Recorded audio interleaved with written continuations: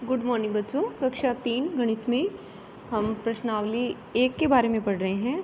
तो आज इस वीडियो में हम अभ्यास 1.2 से जुड़े हुए कुछ अभ्यास कार्य हैं, इसे हल करेंगे।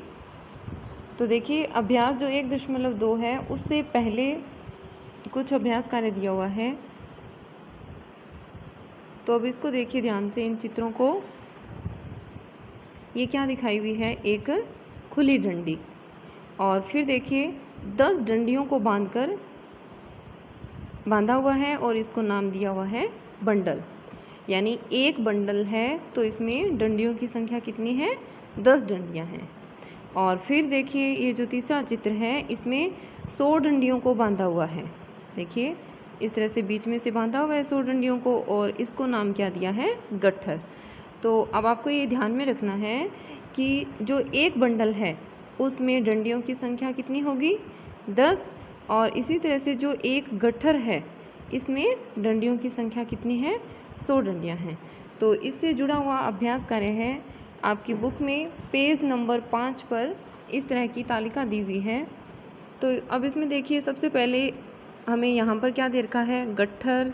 ये गट्ठर है, जैसे ये बंडल हैं और फिर ये डंडियाँ हैं। और इसी को देखते हुए आगे फिर देखिए, यानी जैसे एक ये गट्ठर है तो हम जानते हैं, पहले इनकी संख्या लिख लेंगे अलग अलग, जैसे एक गट्ठर, 3 बंडल और 4 खुली डंडियाँ। फिर इनसे हमें संख्या बनानी है। नीचे देखिए यहाँ पर दिया हुआ है ना, तो एक गट्ठर में हम जानते हैं 100 डंडियाँ होती हैं। तो एक गट्ठर से संख्या क्या बन गई? 100 डंडियाँ हैं तो 100 लिख दिया। फिर प्लस 3 बंडल।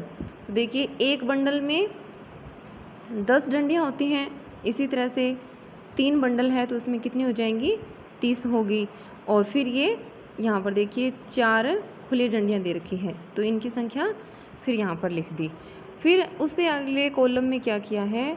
इन संख्याओं को जोड़कर, इन सब को जोड़कर संख्या के रूप में लिखना है। जैसे 100 अलग से और फिर 30 और 4 को जोड़कर संख्या बन गई 34। और फिर इससे संख्या बनानी है और उस संख्या का नाम लिखना है। जैसे 100 में 34 जोड़ने पर संख्या क्या बन जाएगी? 134। और फिर उसका इस तरह से नाम लिख देना है। इसी तरह से अब इसका जैसे दूसरा कॉलम है, अब इसमें देखिए गट्ठर, ये गट्ठर हैं दोनों, संख्या कितनी है? गट्ठर कितने हैं? 2। तो सबसे पहले चित्र को देखकर ही लिखना है। 2 गट्ठर प्लस बंडल कितने हैं? देखिए 4 बंडल है लिखा हुआ है। फिर प्लस खुली डंडियाँ देखिए कितनी है? 6 है ना, तो लिख दिया 6 खुली।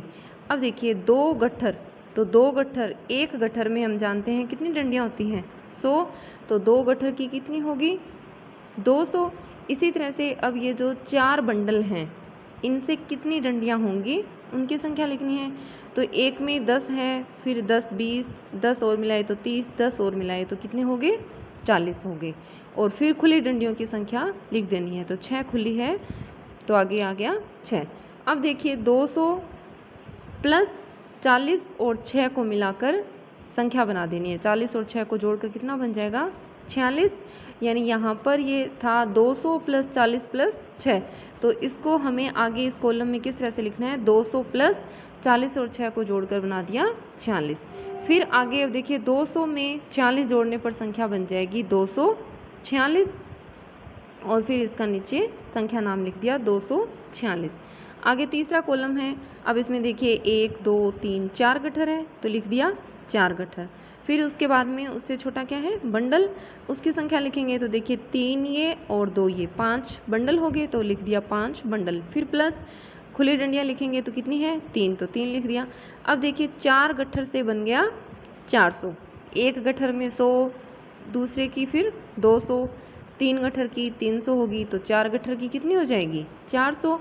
अब इसी तरह से हम जानते हैं 5 बंडल हैं, तो एक बंडल में 10 है, 2 बंडल की 20, 3 बंडल की 30, 4 बंडल की 40 और 5 बंडल की कितनी हो जाएगी? 50। ये आ गया। फिर प्लस खुली हम जानते हैं 3 है, तो वो तो कितनी रहेगी? 3 ही रहेगी। अब देखिए 400 प्लस 50 प्लस 3, तो 400 का 400 और फिर 50 और 3, इन दोनों को जोड़ देंगे तो 50 में 3 जोड़ेंगे तो कितना हो जाएगा? 53। ये आ जाएगा। फिर देखिए 400 और ये जो प्लस 453। इससे कितना बन जाएगा, यानी 400 में 53 और मिलाते हैं तो हो जाएगा 453।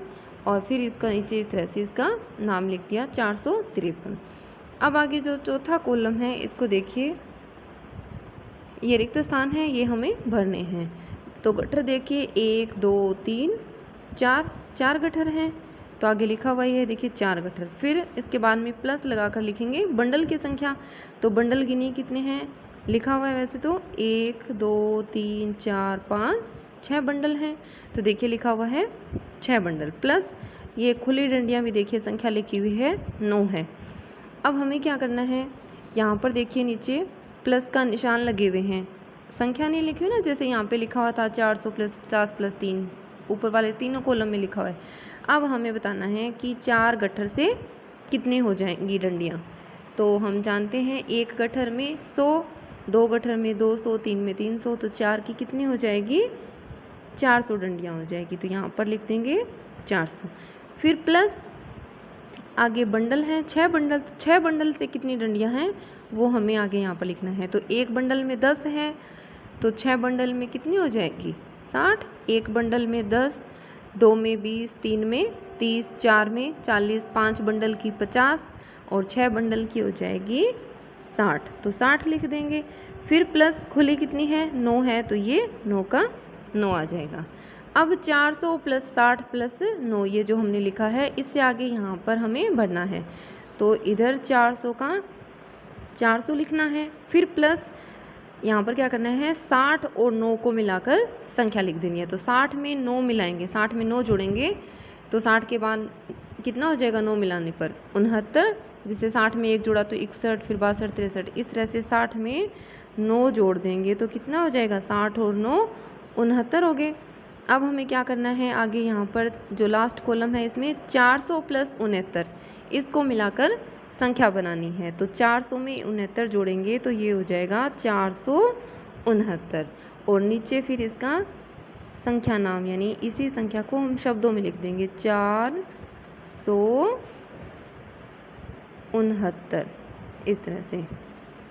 अब देखिए पांचवा है लिखा हुआ है, देखिए 4 गट्ठर, 4 गट्ठर थे लिखा हुआ है। फिर देखिए बंडल 7 हैं ये, तो इनकी संख्या भी लिखी हुई है 7 बंडल। और खुली डंडी देखिए 1 है, इसकी संख्या भी लिखी हुई है। अब हमें बताना है 4 गट्ठर से डंडियों की संख्या कितनी हो जाएगी, हम जानते हैं कितनी हो जाएगी 400। और 7 बंडल से डंडियों की संख्या कितनी बन जाएगी, एक बंडल में 10 है तो 7 बंडल से हो जाएगी 70। और खुली कितनी है 1 है, तो वो तो 1 ही रहेगी। अब देखिए 400 प्लस 70 प्लस 1, इससे हमें आगे बनाना है। तो इधर 400 का 400 लिखना है और फिर 70 और 1 को मिलाकर, 70 में 1 मिलाएंगे तो कितना हो जाएगा 71। और लास्ट वाले कॉलम में क्या करना है, 400 और 71 को जोड़कर संख्या क्या बन जाएगी 471। और फिर इसी को नीचे इसका नाम, संख्या नाम, यानी इसको शब्दों में इस तरह से 471 लिख देंगे। आगे फिर देखिए इसका 6 से 10 तक जो हैं, अब इसमें देखिए 3 गट्ठर हैं लिखा हुआ ही है। फिर बंडल कितने हैं 3 हैं, ये भी लिखा हुआ है। खुली डंडियाँ देखिए कितनी है 7 है, ये भी लिखी हुई है।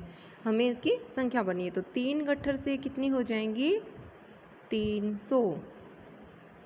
इसी तरह से 3 बंडल है, तो देखिए 3 बंडल से कितनी डंडियाँ हो जाएंगी, एक बंडल की 10, तो 3 की कितनी हो जाएंगी डंडियाँ 30 डंडियाँ हो जाएगी। और खुली 7 है, वो 7 की 7।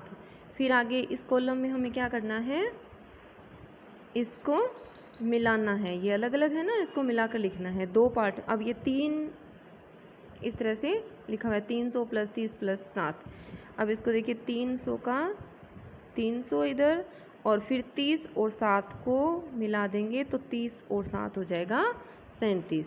फिर लास्ट वाले कॉलम में देखिए इन दोनों संख्याओं को जोड़कर संख्या बनानी है। तो 300 प्लस 37, 300 में 37 जोड़ने पर बन जाएगा 337। और फिर इसका नीचे लिखना है नाम 337, इस तरह से। अब देखिए 7वां है जो 4 गट्ठर है लिखा हुआ है, फिर 2 बंडल हैं, ये संख्या भी लिखी हुई है। फिर खुले डंडे देखिए 5 है, ये भी लिखा हुआ है। हमें ऊपर वाले की तरह इसमें क्या करना है, 4 गट्ठर से कितनी डंडियाँ हो जाएंगी, 400।